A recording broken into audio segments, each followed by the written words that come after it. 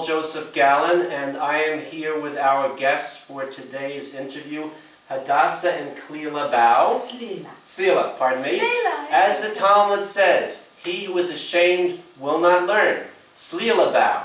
And I want to introduce you to two special people who are here in spirit. Their parents, Joseph Bau, and your mother's name was? Rebecca. We are in a historic site in Israel. I'm here in the home of Clila and Hadassah's parents. Not really a home. This was a studio. This was the studio of Joseph and Rebecca Bau. I assume you've all done your homework and have seen Steven Spielberg's Schindler's List. In the movie, there is a wedding scene where Oskar Schindler, with the rabbi, presides over the wedding of two of the 1,500 Jews that Oskar Schindler saved. About 1,500? No, there is a mistake. It wasn't in Oskar Schindler's camp. It wasn't in the camp. No, it was in the concentration camp, but in Plaszow concentration camp. Oh, okay. The scene is in the movie of a wedding. The wedding is the wedding of Joseph and Rebecca Bau, the parents of Clila and Hadassah. This is our first of what will be a series of interviews on their lives and the lives of their parents. We are sitting here in Tel Aviv in the studio of their parents, who came here in 1950 after the war with nothing, and they built their lives here from nothing. And there are so many stories to tell, only a fraction of which I've heard, that I'm going to let Clila and Hadassah tell you themselves. Where do we start talking about yourselves and your parents? Because we have to start somewhere. Right. We don't know where to begin. So let's begin at the beginning. What do you want to tell our viewers about? We have to start somewhere. Okay, so I think we should start with this place. Today it's a museum. It's a historic site in Israel. It's a historic museum. It wasn't declared as a historical place, but this was the studio where our father worked for 40 years. And after he passed away, we keep it as it was, like we didn't change anything. He was one of the first graphic artists in Israel. He was the first animator in Israel. He built all the equipment by himself. We are actually, right now, we are sitting in the smallest movie theater maybe in the world. He was an author and a poet and a publisher and a photographer and the best father in the world, the best husband. He created every day new joke. Every publish a book with his jokes. And really in the movie Schindler's List, the wedding that they show there is our parents' wedding. They met inside the concentration camp. Our father got dressed as a woman, smuggled himself into the women's camp, and that's how they got married secretly. But the most important thing is he worked in many fields. Really, he was multi-talented. But the thread that you can say that connected all the talents and everything was his humor. Everything he did in humor. Even the book about the Holocaust that he wrote, I'm going to bring it. Dear God, have you ever gone hungry? He wrote in humor. And when he wrote the book, people asked him, you write about the Holocaust in humor? A second, could you? Yeah. This is the book. Yeah. Dear God, have you ever gone hungry? As we go along with this interview series, you will find accompanying the interviews a tremendous number of links where you can research their subject yourselves, the books, the music, everything, because there are so many stories here, including their father being involved with Israel's secret service and making the passports for the spies. And I think you mentioned before, he also made the passports for Adolf Eichmann. Yeah. Was that so he could escape at the end of the war? What was he doing No, for no, Eichmann? no. When he was caught, Eichmann. So in Israel, our father forged the papers for him. The So he could get in and to out get of... in outside To Israel. So when the Mossad team took him out of Argentina, Yeah. the forged passport that was used to get him through the airport security was made by your father. Yeah. And also for Eli Cohen, our spy was caught in Syria. Yeah, for those of you, Eli Cohen was a spy spying for Israel who became a minister in the Syrian government. Yes, Something and he was like caught in 1964 and put to death by the Syrians They in hung him, Damascus. Yeah. So your father made the passport for him too. Yeah. All the papers. Like he built for him a new identity. And everything was done in the beginning, as we'll go along with this series and we'll go around the studio. Joseph Bau didn't ask himself, what I can see, what can't I do, what don't I have? He just went and did it. As Clila and Hadassah told me and showed me before we began the interview, as I've gone around the studio with them, they showed me equipment he made himself.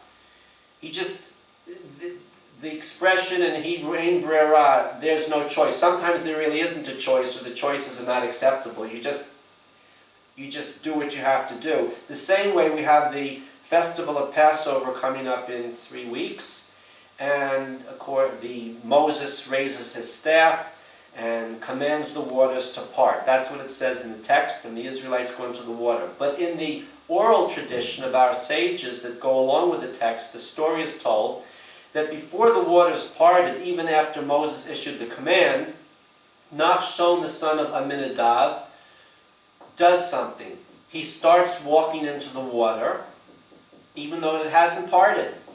And he walks it up until his chest. And as it's getting to his neck, at that point, the miracle occurs.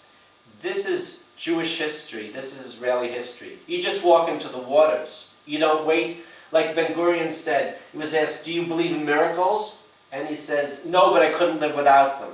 This is the history of the Jewish people in the land of Israel. This is the book of miracles. Dear God, have you ever gone hungry? Our father that their father wrote. Yeah, he wanted actually to call the book the miracles that happened to Joseph and Rebecca Bau, but he called the book in the end, Dear God, have you ever gone hungry? Because one of his poems. He ended the poem. But our parents believed in miracles. Every day our mom opened the window. Oh, what a beautiful day. I never saw this leaf. I never saw this bird. So they were, our mother and my father and our father. And they said every minute that we are alive, we need to say thank you. Where did your parents grow up? In Poland. They were in Poland. Yeah. And what part of Poland? Our father in Krakow. Okay. And our mom today is Ukraine. But then it was Poland. It's near Tarnopol, Zbarach. in a small village. My mother's father and mother, my grandparents on my mother's side, it's a similar story. They came from the western Ukraine, which every few decades the borders change. At the moment it's Lvov. It was then called Lemberg. Lvov, That's yeah. where my grandmother came from, and my grandfather came from a small village near Lvov called Tluste.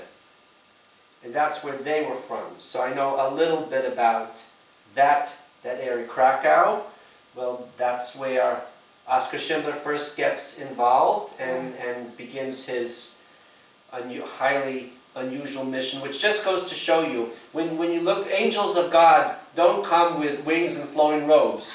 They can come in the most surprising forms, such as Oskar Schindler, who was quite a bohemian and liked to enjoy life, and he had lots of girlfriends and he could get them. As one of the people interviewed after the movie said, he had more charm on his little finger than the actor had from head to toe, with no disrespect to the actor who played them. Oskar Schindler liked to have a lot of girlfriends. He liked to drink and go to parties.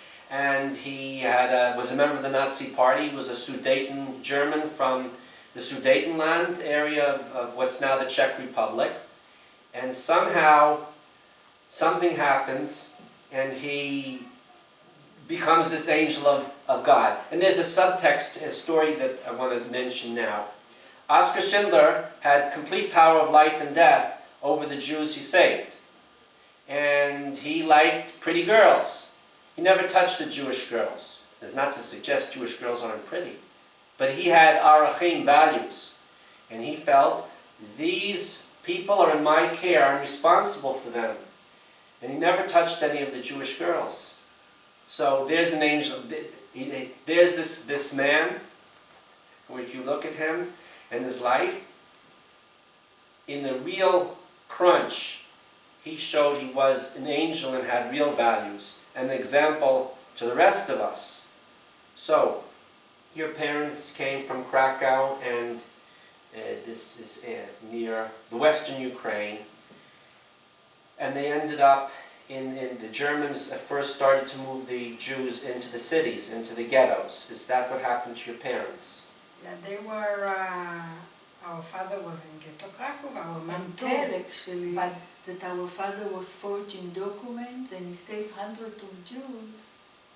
And tell about that too. That he was forging documents, and the friends came to him and said, Joseph, make for yourself and run away. He said, no, but who will save the others?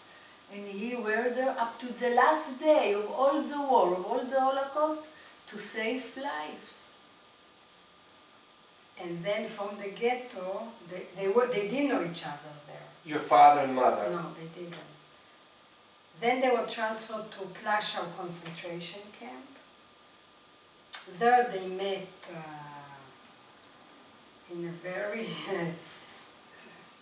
special way, and then our father got dressed as a woman, smuggled himself into the women's camp, and that's how they got married secretly. What you mentioned about your father, that he chose not to use his abilities to smuggle himself out, there are stories like that. Rabbi Leo Beck, famous Reform rabbi, was out of Germany and chose to go back.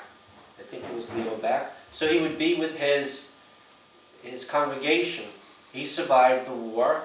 Janis Korczak, there was an offer to smuggle him out of the ghetto. He said, no, I'm staying with my kids. So he went with them to Treblinka.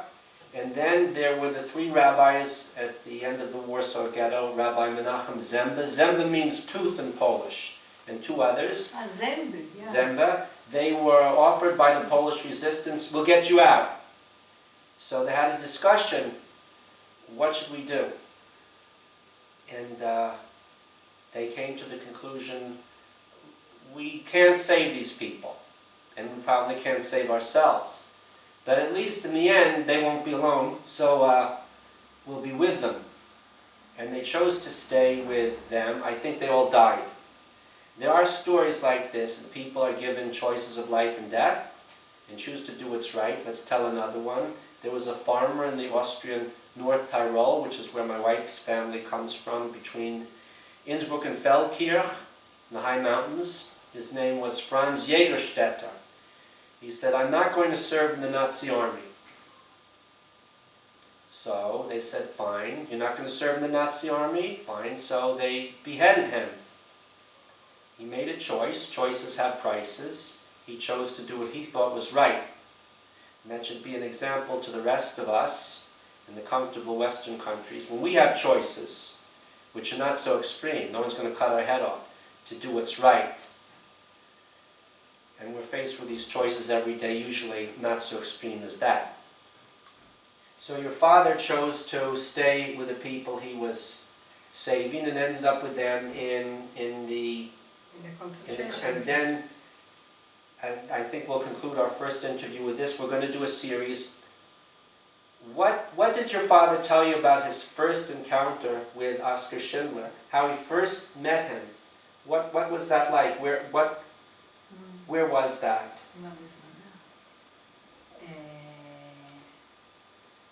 in Oskar Schindler's camp. He didn't know him before. So he ended up being one of the Jews in the camp under where Schindler had a factory. No, he wasn't in the factory.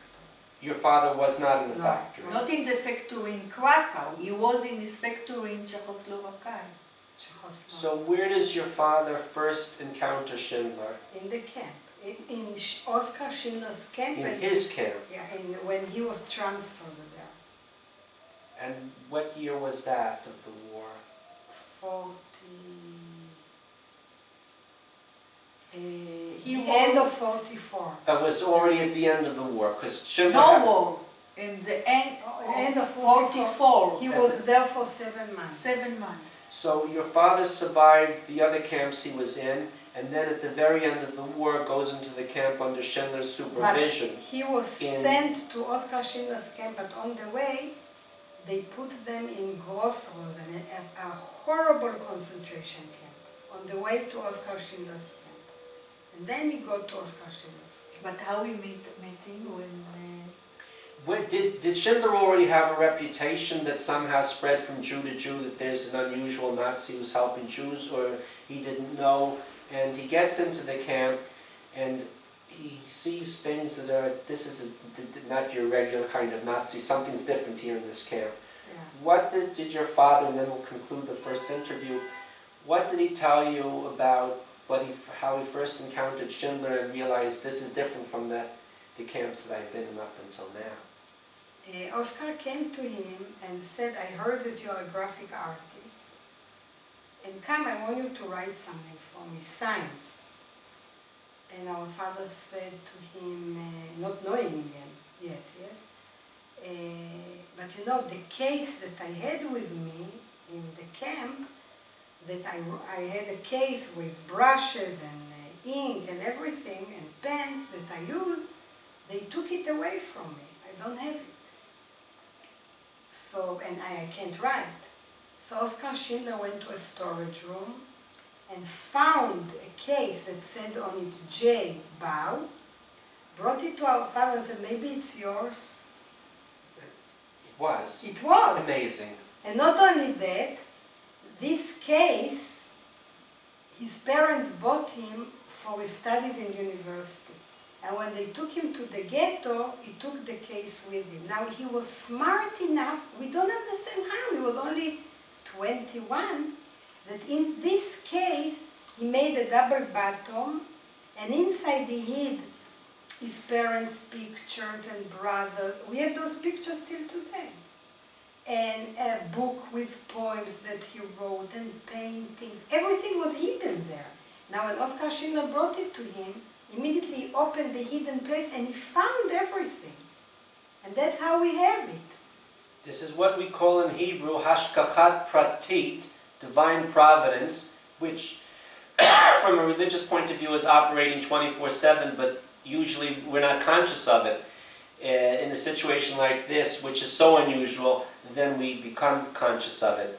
So, I want to say that yes. this table, his parents bought him to study when he studied art in the University of Krakow in '38. And with this table he went to the ghetto after, and he was searching on this table all the documents. And if this table could speak, what could this be? And he found it after the war. Hadassah is saying that a table we can't see yet. I don't have a camera man or woman at the moment, but in time as we do this series, we will be going around the studio and looking at these historic artifacts. So I want to thank Hadassah and Clila for the first interview, and as they said, the spirit of Joseph and Rebecca Bau lives.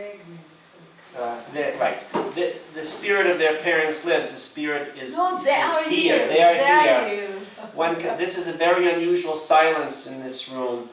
It's a very loud silence. And in the coming weeks and months, as we do this interview and feature film series, you will be here with us and get to know this world a little bit better. So Hadassah and Clila, I want to thank you very much for our first interview. Thank you. Thank you. And we want to thank our viewers for watching and listening. Yeah, we And do. shalom to Bye everyone bye. from Tel Aviv for Shalom. now.